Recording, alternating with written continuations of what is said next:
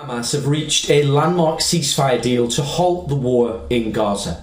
The deal, structured in 3 phases, includes the withdrawal of Israeli forces from Gaza and the release of the hostages.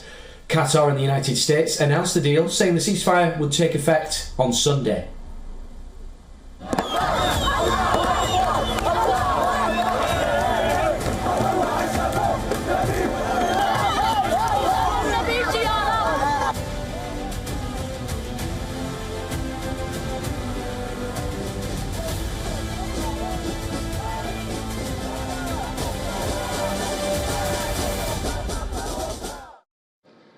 Because at long last, I can announce a ceasefire and a hostage deal has been reached between Israel and Hamas. For more than 15 months of conflict that began with Hezbollah's brutal massacre on October the 7th, more than 15 months of terror for the hostages, their families, the Israeli people, more than 15 months of suffering by the innocent people of Gaza. Fighting in Gaza will stop, and soon the hostages will return home to their families. The deal will take effect in 3 phases, with the first phase lasting 6 weeks. During the initial 42-day ceasefire, Hamas would release 33 hostages. Those first released would be women, children, elderly people, as well as ill and wounded people.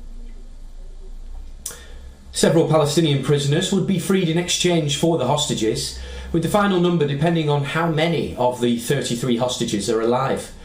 Reports say 30 Palestinian prisoners will be released for each hostage, while 50 prisoners will be set free for each female soldier. The Israeli forces would withdraw from crowded areas in Gaza. Reports say that the Israeli forces would withdraw from the Netzarim corridor westward towards Salaheddin Road to the east. Phase 1 will also see the return of the displaced people to their residences.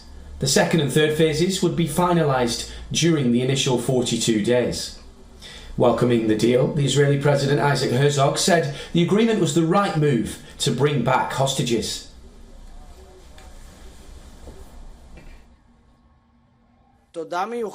Special thanks to the President of the United States, Joe Biden, and his administration for their efforts. And of course to the incoming President of the United States, Donald Trump, and his people.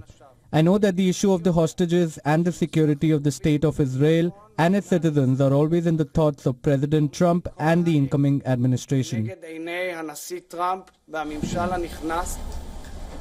Israel's cabinet was expected to meet on Thursday to approve the ceasefire and the hostage release deal. Israel's Foreign Minister Gideon Saar said the ceasefire deal was a very tough decision that the Israeli cabinet will have to accept. However, 2 of Netanyahu's ministers have publicly opposed the deal.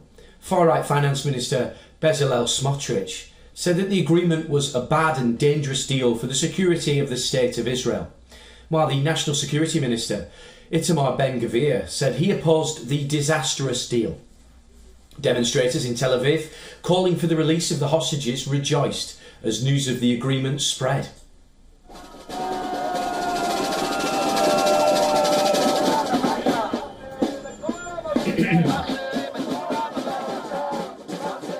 As residents in the Gaza Strip also took to the streets to celebrate.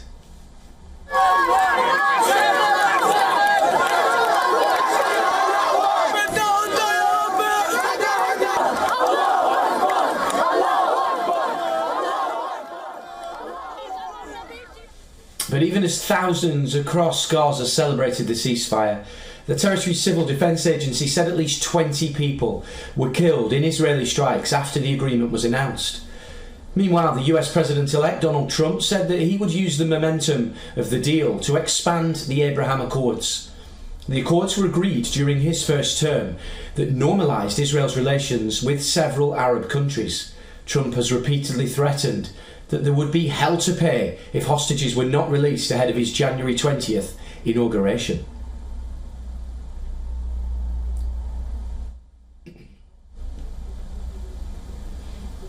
Well, we earlier spoke to our correspondent Gary Francis on the phone about the mood and the reactions pouring in from across Lebanon, Syria and the rest of the Arab world.